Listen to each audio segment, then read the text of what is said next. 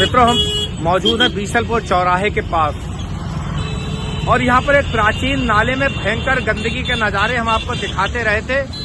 बाद में जेसीबी मशीनें भी चली थी, नाले की सफाई भी हुई थी, लेकिन हम कुछ दूसरे किस्म की खबरें भी आपको दिखा रहे हैं और साथ ही ये भी बता रहे हैं किस तरीके से बरेली की सरकारी जमीनों के किनारे भू माफिया की नजर है, कैसे कब्जे हो रहे हैं और किसकी साठगांठ से हो रहे हैं, ये अनुमान अंदाजा आप खुद ही लगा सकते हैं। सैटेलाइट बस अड्डा बहुत दूर नहीं है, लेकिन इस पीलीभीत रोड के किनारे प्राइवेट बस अड्डे खुले हैं। खुलेआम यहाँ पर बसें खड़ी होती हैं और इनसे कौन वसूली करता है, कौन सी सरकारी मशीनरी, कौन लोग मिले हुए हैं जो ये बस अड्डे चलवाते हैं प्राइवेट।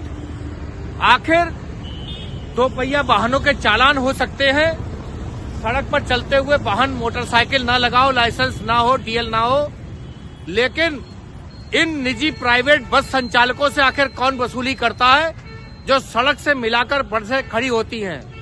एक दो जगह पर नहीं बल्कि कई जगह पर इस तरीके से प्राइवेट बस अड्डे पीलीभीत रोड पर खोले हुए हैं। कई जगह तो कार के बाजार लगे हुए हैं, 10 बाई 10 की दुकान लेकर 50-100 कारें सड़क के किनारे पार्क होती हैं। आइए देखते हैं संपूर्ण नजारा सैटेलाइट बस अड्डे से लेकर यूनिवर्सिटी के गेट तक का। जुड़े रहिए हमारे साथ, देखते रहिए हमारी एक खास रिपोर्ट। पीलीभीत रोड और साथ ही पूरा नजारा इन बसों का, गाड़ियों के नंबर आप आराम से देख पाएंगे। ये गाड़ियां यहाँ आज अकेली नहीं खड़ी हैं, बल्कि रोजाना यहाँ पर बसें खड़ी होती हैं और बताते हैं जयपुर राजस्थान और धार्मिक स्थलों की तरफ रवाना होती हैं।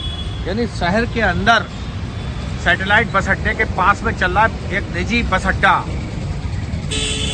और बड़ी साठगांठ से सुनियोजित तरीके से एक दो नहीं बल्कि कई जगह पर इस तरीके के बस अड्डे रोड से मिलाकर चलते हैं। इस तरीके से चल रहा है कारोबार, चलते पता नहीं। मित्रों, मौजूद है बीसलपुर के उस खास पॉइंट पर जहां से ये नाला मुड़ा है और रोड क्रॉस कर रहा है। आप मेरे पीठ के पीछे देख रहे हैं, बड़े बड़े भवन, आलीशान भवन बने हुए हैं। और जब अभियान चला, अतिक्रमण हटाओ अभियान नाले के ऊपर से, तब आरोप लगे नगर निगम की टीम के ऊपर, अधिकारियों के ऊपर। और इस अभियान जिन नेताओं की मौजूदगी में चला था उन पर भी कहीं ना कहीं आरोप लगे थे कि आखिर इस नाले के ऊपर से अतिक्रमण हटाने के दौरान भेदभाव किया गया।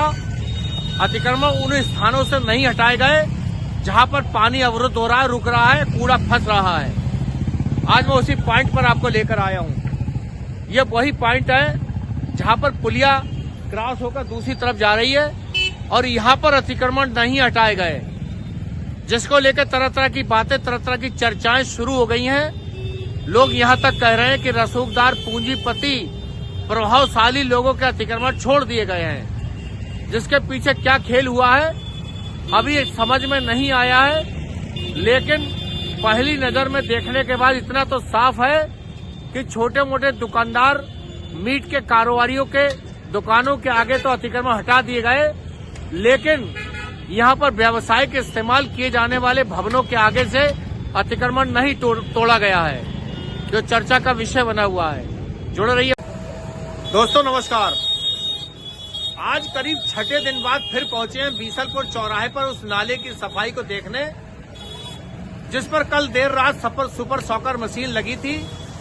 अर्थात बंद पुलिया को साफ करने, खोलने के लिए करीब बताते 7 करोड़ रुपए की मशीन खरीदी गई, कीमत की मशीन यहां लगाई गई थी और काफी कुछ जल स्तर नीचे उतरा है इस नाले का। लेकिन अभी भी नाले में कूड़ा पड़ा हुआ है, पन्नियां पड़ी हुई हैं और उस पन्नी के खुलने पर निकल रही है मुर्गे के पंख निकल रहे हैं, जानवरों के पंख निकल रहे हैं, खाले निकल रही हैं और ऐसा कूड़ा निकल रहा है जो शायद घरों में कूड़ा कलेक्शन वाले को देना चाहिए था, डोर टू डोर वाले को देना चाहिए था, लेकिन नाले में कहीं कूड़ा डालने की बातें सामने आ रही हैं। नाले की सफाई खुद सामने खड़े होकर करवा रहे हैं भारतीय जनता पार्टी की क्षेत्रीय पार्षद पूनम राठौर के पति और भारतीय जनता पार्टी के नेता चंद्रपाल राठौर। आइए करते हैं उन्हीं से बात। जुड़े रहिए हमारे साथ, देखते रहिए हमारी ये खास रिपोर्ट कि कैसे चल रही है सफाई। और अभी भी इस तरीके से नाले कूड़ा गंदगी से ठसाठस भरे हुए हैं, जो मेरे कैमरे की नजर से देख रहे होंगे। और इसके अंदर बताते हैं चिड़िए पंख मिलेंगे, मुर्गे के पंख भी मिलेंगे, थैलियां भी मिलेंगी काली, जिसकी वजह से आसपास की इन कॉलोनियों में जलभराव हो रहा था। अब कम से कम उम्मीद लग रही है कि अगर नाला साफ रखा गया तो आसपास के इलाकों में जलभराव नहीं होगा, गंदगी नहीं होगी।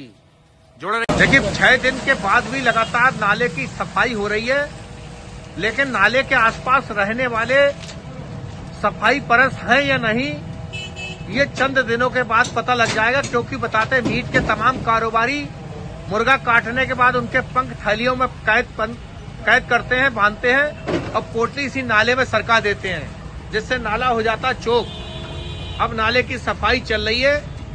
अब देखिए इधर खड़े हुए हैं भारतीय जनता पार्टी के नेता चंद्रपाल जी, आज कितने दिन से कार्रवाई चल रही, क्या है मामला? काफी लंबे समय से, क्योंकि इसमें बहुत ज्यादा लोग दुकान वाले हैं और जो भी रोड के लोग हैं, सभी लोग इसमें पन्नी भर भर के डाल देते हैं कूड़ा, किसी डोर टू डोर वाले को नहीं देते हैं। यही कारण है कि इसमें जो है लगभग 30 कॉलोनियों से अधिक का पानी इस नाले से होकर गुजरता हुआ उसमें अरुणनगला वाले नाले मिलता जाके है। तो अब काफी स्तर से काफी हद तक सफाई हो चुकी है और जो गलियों में पानी भरा हुआ था वो भी सफाई हो चुकी है। आशा करते हैं कि आज पूरी सफाई हो जाएगी। और कूड़ा मैं निवेदन करूंगा कि यहाँ सभी क्षेत्रवासी इस नाले के अंदर कूड़ा ना डालें। यही वो जगह है, रोहिलखंड पुलिस चौकी सामने दिख रही कैमरे की नजर में। ये रोहिलखंड पुलिस चौकी है और इसके चंद कदम की दूरी पर इस तरीके से सड़क के किनारे लगा हुआ है अवैध फलों का कारो बाजार। ये बाजार सजा हुआ है। इस पर कभी अतिक्रमण हटाओ अभियान के दल ने जेसीबी मशीन चलाई थी और तमाम ठेले ध्वस्त भी कर दिए थे। लेकिन शहर के लोग भी जानना चाहते हैं, हम भी समझना चाहते हैं कि बाद में किस तरीके से ये सब अवैध एक वैध हो गया और बाजार फिर से सज गया। बहुत दूर नहीं है पुलिस की पकड़ से, रेंज से, उनकी नजर से, फिर भी बाजार अवैध तरीके से लगा हुआ है।